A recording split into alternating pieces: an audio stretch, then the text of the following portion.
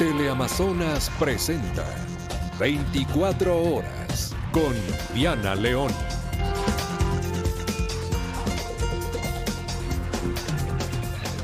Buenas noches, amigos, bienvenidos a su noticiero 24 horas. Dictan prisión preventiva para el alcalde de Guayaquil, Aquiles Álvarez, y estaremos en vivo con María Gracia Chacón en Quito y Erika Vera desde el municipio de Guayaquil. Con este tema empezamos.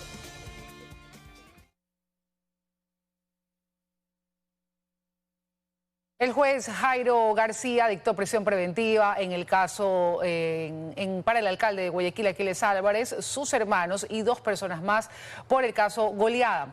A los demás involucrados le imputaron medidas sustitutivas. María Gracia Chacón se encuentra en la cárcel 4 de Quito, donde se prevé que lleven al alcalde y a sus hermanos. Adelante, María Gracia, te escuchamos con toda la información. Buenas noches, Diana. Así es, nos encontramos en este momento en la cárcel 4 de Quito, donde se espera sea trasladado el alcalde de Guayaquil, Aquiles Álvarez.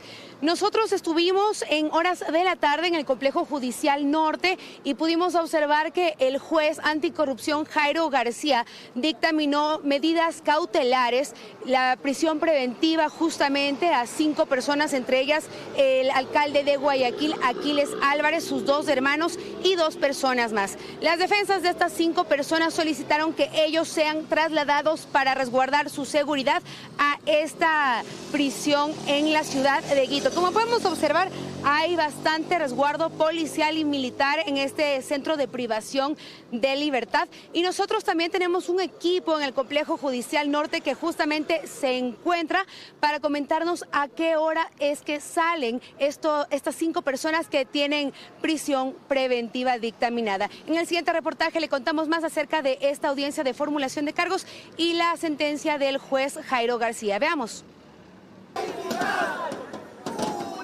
Mientras a las afueras del Complejo Judicial Norte en Quito, la ciudadanía estaba a la expectativa de qué dictaminaba el juez Jairo García en la audiencia de formulación de cargos del caso Goleada, García resolvió que no puede dictar medidas sustitutivas como el uso de grillete electrónico a Aquiles Álvarez, alcalde de Guayaquil, porque en los últimos días se ha visto que hay un déficit en su funcionamiento y puede ser retirado. Asimismo, tampoco imputar prohibición de salida del país, porque podría salir por pasos irregulares. Por eso dictó a Aquiles Álvarez, sus hermanos Antonio y Javier Álvarez, César Emilio Bravo y Fernando Peña Herrera, que cumplan prisión preventiva por el caso en el que se los acusa por delincuencia organizada. Los 5 habrían sido operadores de la red para la venta ilegal de combustible subsidiado, siendo Aquiles Álvarez, alias el jefe, el líder de la organización. Habrían coordinado y solicitado recursos económicos para que no haya trazabilidad por las instituciones públicas del combustible que se comerciaba. Por su parte, al primo del alcalde David Álvarez, Pablo Pita, Carlos Azanza, Ricardo Brusone y Gastón Loy,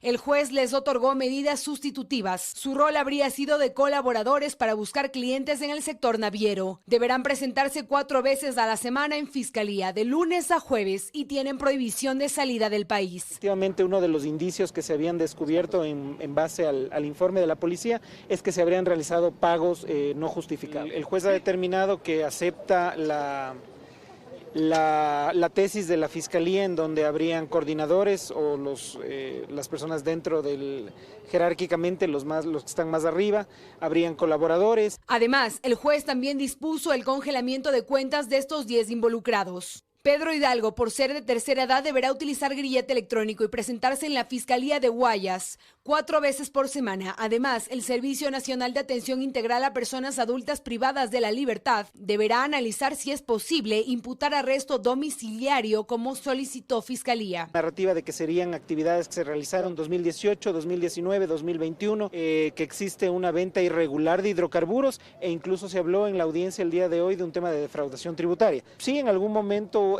se le escuchó al señor fiscal hablar de millones de dólares, cientos de millones de dólares, pero eso en el expediente no consta.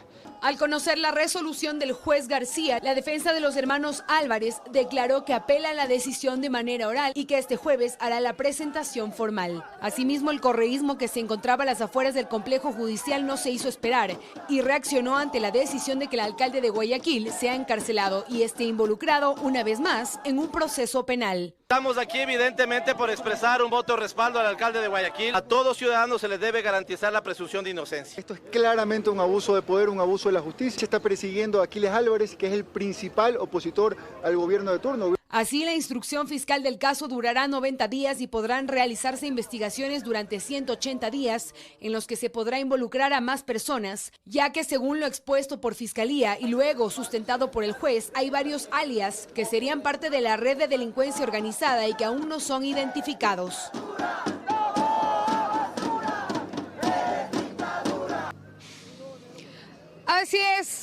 Así es como pueden observar en imágenes. En este momento está saliendo el bus con el alcalde de Guayaquil, Aquiles Álvarez, desde el Complejo Judicial Norte. Hay un fuerte resguardo policial, las calles están cerradas y hay bastante cobertura de medios. También se puede observar que hay bastantes personas simpatizantes del correísmo justamente que están manifestándose en contra de esta medida. Como pueden observar en imágenes, ahí está saliendo en este bus blanco, en el cual fue también trasladado el día de ayer hasta el Complejo Judicial Norte. Nosotros tenemos nuestro equipo ahí en vivo, esas son imágenes. Están esperando ahí también los policías. Esto está sucediendo en vivo en el Complejo Judicial Norte. Como podemos observar, también las calles están cerradas y nosotros nos mantenemos aquí en la cárcel 4 a la expectativa de ver si es que llega hasta acá el alcalde de Guayaquil, Aquiles Álvarez, así como también sus dos hermanos.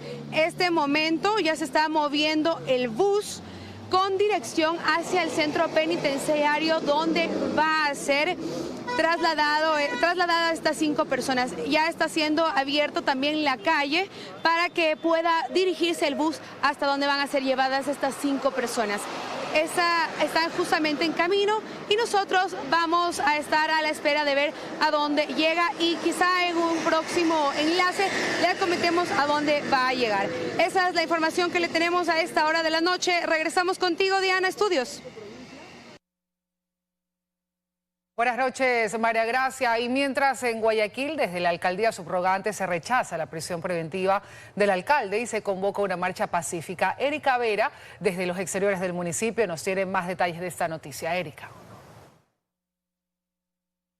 Así es, buenas noches, Diana. Un día con bastante movimiento al interior del municipio de Guayaquil, puesto que en horas de la mañana sesionó el Consejo Municipal, donde se aprobó la licencia del 10 al 24 de febrero por parte del alcalde de la ciudad, Aquiles Álvarez, previo a su detención, la cual ya la había solicitado, y también se ratificó la alcaldía subrogante a Tatiana Coronel como vicealcaldesa. Esta función le obedece directamente a ella.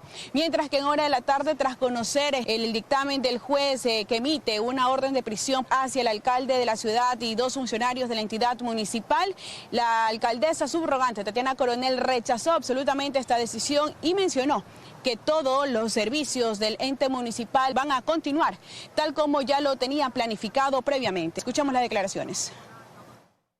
Rechazamos de manera contundente y con firmeza esta medida. No puede convertirse, no debería convertirse en un mecanismo de presión ni en una herramienta para neutralizar los liderazgos incómodos. Quiero que quede algo absolutamente claro. El municipio de Guayaquil no se detiene. Una vez finalizada la rueda de prensa, abordamos a la alcaldesa subrogante y preguntamos qué va a pasar cuando ya finalice la licencia del alcalde de la ciudad acá en la entidad municipal, y bueno, esto fue lo que nos respondió. Veamos. Vuelva a sentarse en este sillón. Gracias. Adicionalmente, también se ratificó la convocatoria a la marcha pacífica, la cual fue emocionada en horas de la mañana en sesión de consejo. Esta se va a realizar el día jueves 12 de febrero a partir de las 15 horas en el Parque Centenario. Esta es la información que tengo desde el exterior del municipio de Guayaquil. Diana, continúas con más en estudios. Buenas noches. Buenas noches, gracias, Erika. Y desde finales de 2023, el alcalde de Guayaquil, Aquiles Álvarez, y el presidente Daniel Noboa mantienen públicas diferencias que se incrementaron con el tiempo. Los procesos judiciales que afronta Álvarez se desarrollan en medio de un permanente fuego cruzado con el gobierno.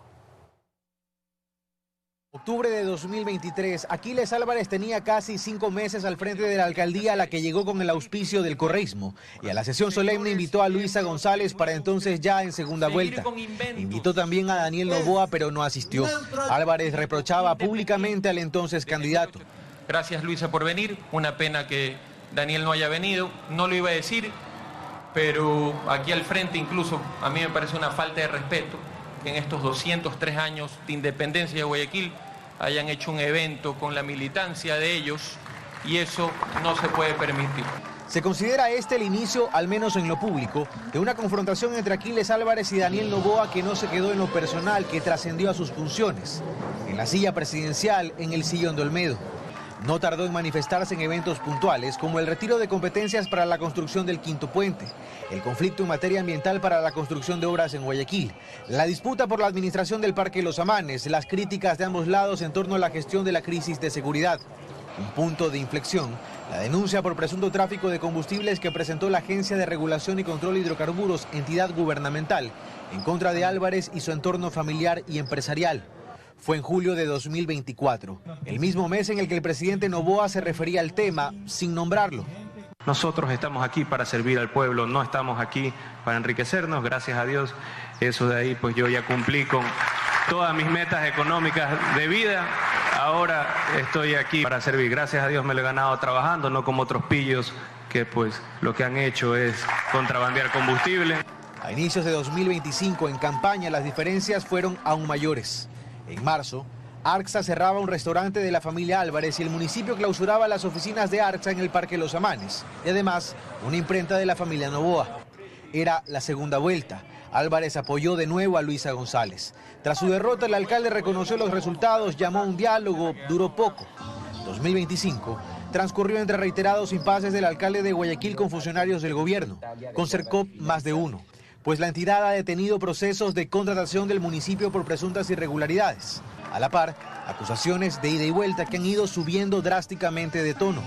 Mientras Álvarez es procesado por presunto tráfico de combustible, él hace graves denuncias en contra del gobierno. Lo que sí tenemos son saqueos monumentales de fondos públicos sin ningún funcionario preso por actos que constituyen robarle al país entero. En medio de las crecientes tensiones, acusaciones de lado y lado, Álvarez y otros afrontan un proceso por delincuencia organizada. Su defensa sostiene que es otro capítulo más de la confrontación. Desde Fiscalía que se trata de temas exclusivamente judiciales. Carlos Acoto, Teleamazonas.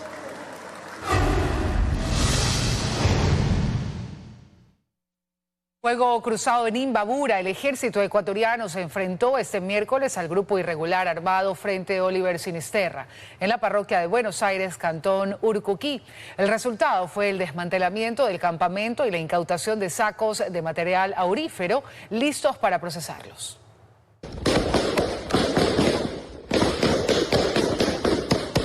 Es el momento exacto cuando el ejército ecuatoriano ejecutó una operación militar en la frontera norte, donde existió un enfrentamiento armado que se extendió aproximadamente unos 15 minutos. El personal militar aseguró completamente el área sin registrar bajas propias. Esto ocurrió en el sector El Verde, parroquia Buenos Aires, provincia de Imbabura, donde se neutralizó un campamento perteneciente al grupo irregular armado Frente Oliver Sinisterra.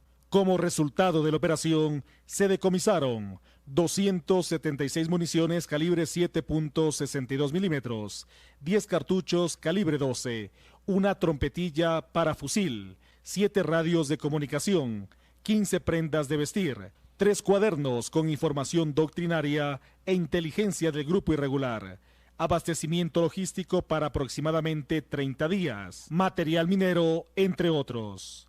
Asimismo, se confirmó la neutralización total del campamento guerrillero del Frente Oliver Sinisterra, generando una afectación económica estimada de $120.000 a su estructura logística y operativa. En Buenos Aires, cantón Urcuquí, David Vizcaíno Aro, Teleamazonas. La Asamblea prevé tratar en primer debate este fin de semana el proyecto urgente sobre minería y energía. El sector minero sostiene que los cambios planteados son positivos, pero consideran que la única forma de atraer inversión es con normativa que no sea modificada constantemente.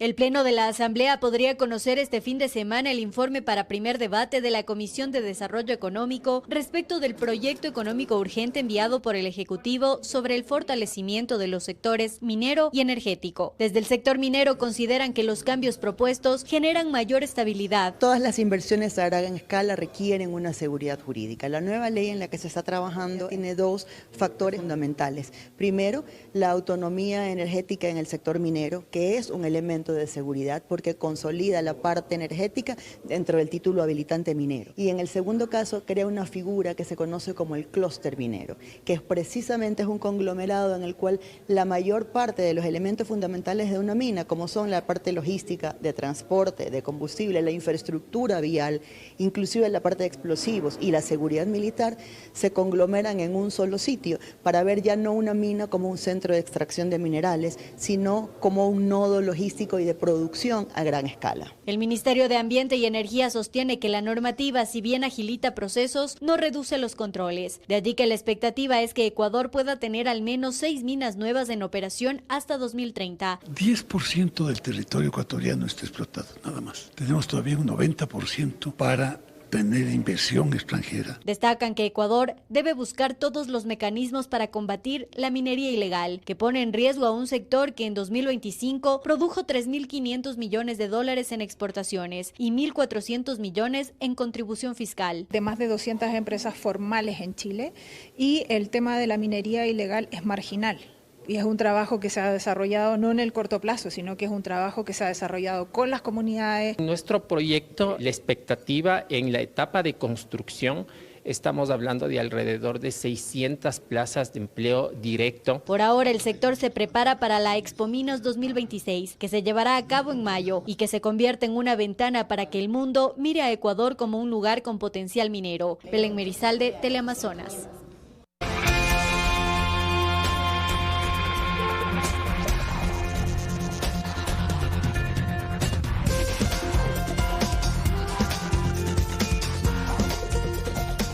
La Corte Constitucional admitió a trámite varias acciones públicas de inconstitucionalidad presentadas por ciudadanos y organizaciones sociales, entre ellas disposiciones de la Ley de Fortalecimiento y Sostenibilidad Crediticia y Ley Orgánica de Transparencia Social o Ley de Fundaciones.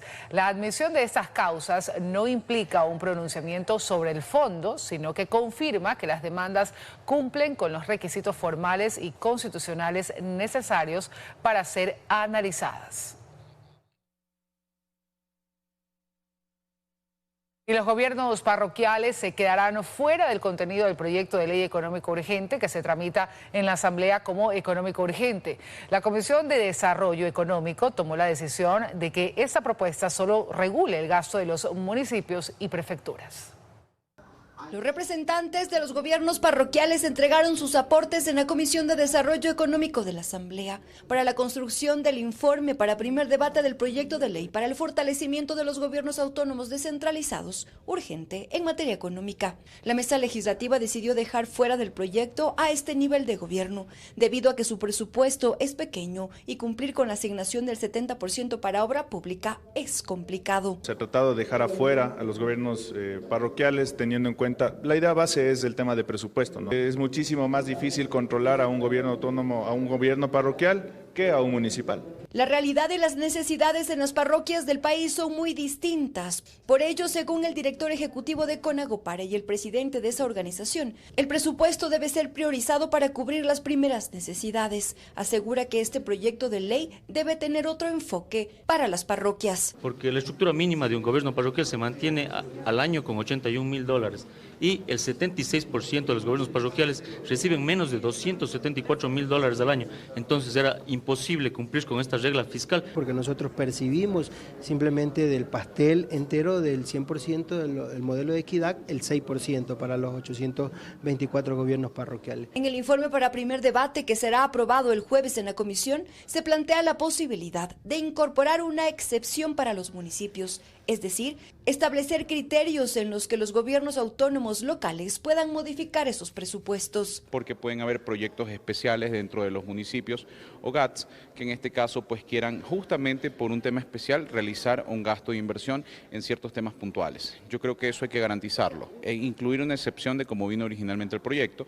Este es un proyecto de ley que reformaría el Código Orgánico de Organización Territorial, Autonomía y Descentralización COTAD, que busca condicionar el presupuesto que reciben los gobiernos locales. Pues de aprobarse, los municipios de manera progresiva deberán usar el 70% en inversión, mantenimiento y obra pública. Si incumplen, los montos que les entrega el gobierno serán revisados.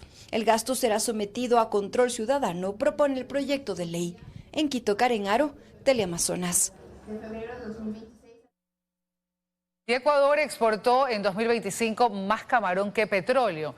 El marisco superó al crudo en $1.000 millones según reportes del Banco Central. Aunque es positivo para las exportaciones no petroleras, hay preocupación por la caída en la producción de crudo.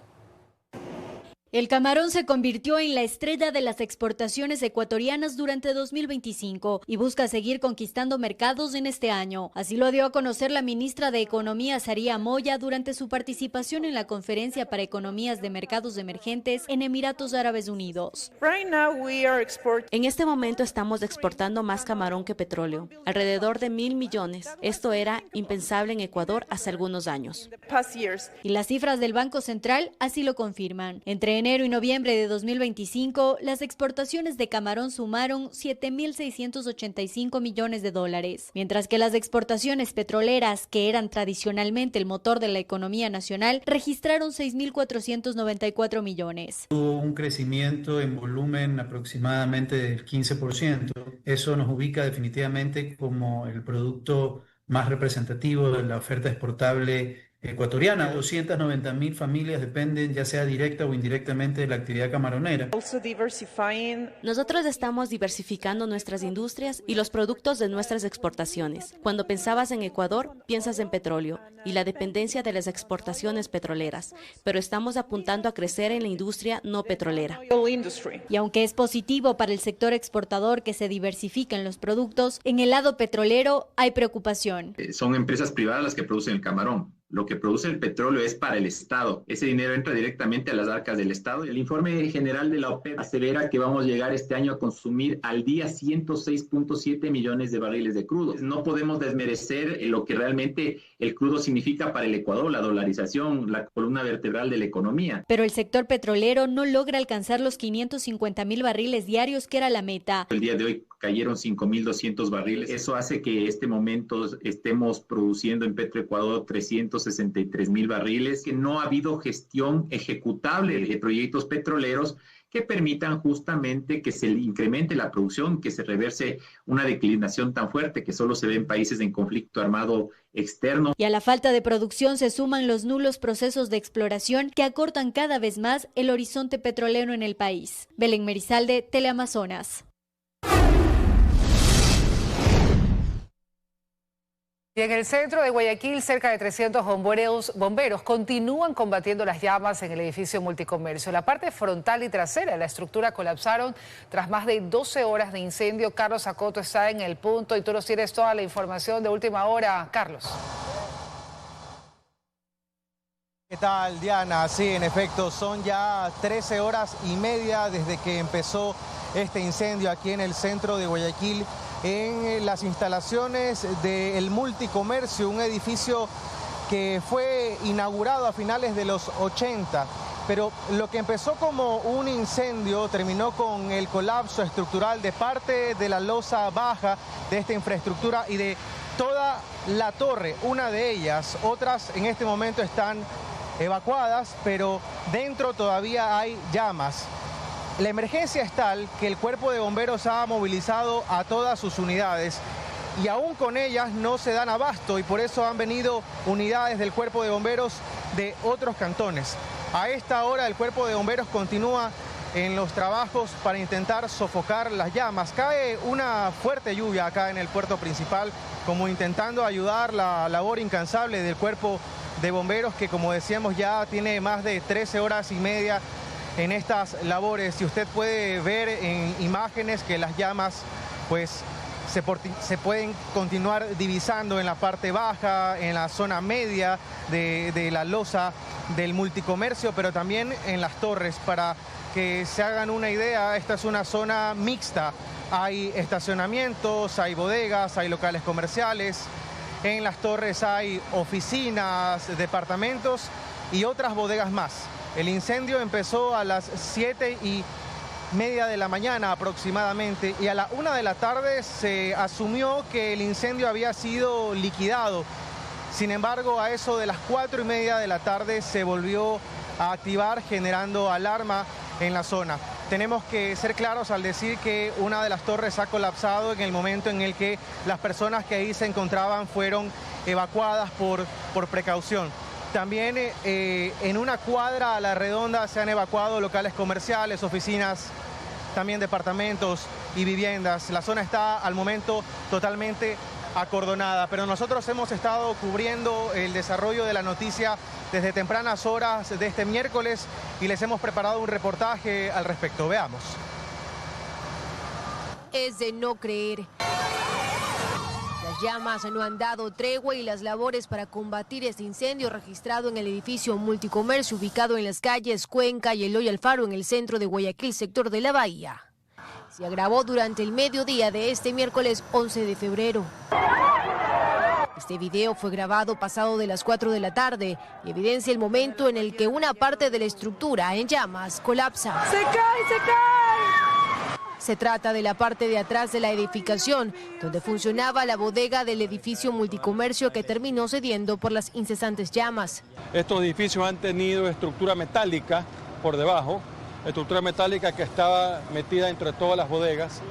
Estas bodegas han estado sobrecargadas antitécnicamente de mercadería, no sabemos qué nomás habrá ahí adentro. Se está cayendo el edificio de lado. Pero no fue lo único. 1 hora y 30 minutos después terminó colapsando la parte frontal de la misma edificación. Nosotros teníamos controlado el incendio, parece que una pared de gypsum que separaba bodegas colapsó y esa pared hizo que se propagara el fuego más rápido. Desgraciadamente, una gran cantidad de mercadería, más o menos 6.000 metros cuadrados de mercadería, han hecho altillos también en algunas bodegas y eso es lo que causó este gran incendio. Con el colapso parcial de la estructura, actualmente el escenario es aún más riesgoso, de tal manera que los socorristas se han visto obligados a ampliar la zona de desalojo por precaución. Incluso el tránsito también fue intervenido por la ATM, que cerró las calles Chile y Gómez Rendón, la calle Cuenca y avenida Eloy Alfaro, así como también la avenida Eloy Alfaro y la calle Calicuchima, desviando el tráfico hacia rutas alternas. Las unidades de la Metrovía que circulaban por este mismo tramo también fueron redireccionadas. Las espesas columnas de humo aún son visibles en varios puntos de la ciudad. Durante todo el día se han despachado más de 23 unidades, entre ellas 14 unidades de combate, 2 camiones de escalera, 1 de rescate, un vehículo de recarga ERA, un camión cisterna y una ambulancia. A esto se suman más de 300 bomberos que continúan en las labores de combate desde varios frentes. Astrix, Ingrid, Teleamazonas. Y bien, ¿qué ha pasado en el transcurso de la tarde? Bueno, que la Policía Nacional y las Fuerzas Armadas han ayudado a reforzar el contingente de seguridad en el perímetro, dado que incluso en la tarde hubo alertas por presuntos saqueos, lo que obligó que varios comerciantes saquen su mercadería y la pongan a buen recaudo. En este momento el Cuerpo de Bomberos trabaja en labores de enfriamiento de algunas zonas de este edificio que, insisto, ya ha sido completamente evacuado. Están utilizando algunas cámaras térmicas para localizar las zonas de mayor calor. Pero del lado opuesto de la acera, las llamas siguen encendidas, por lo que no se descarta la posibilidad de que exista un nuevo colapso.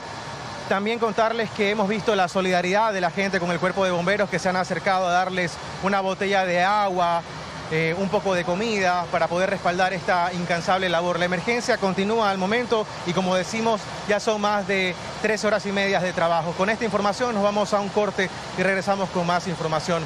Buenas noches.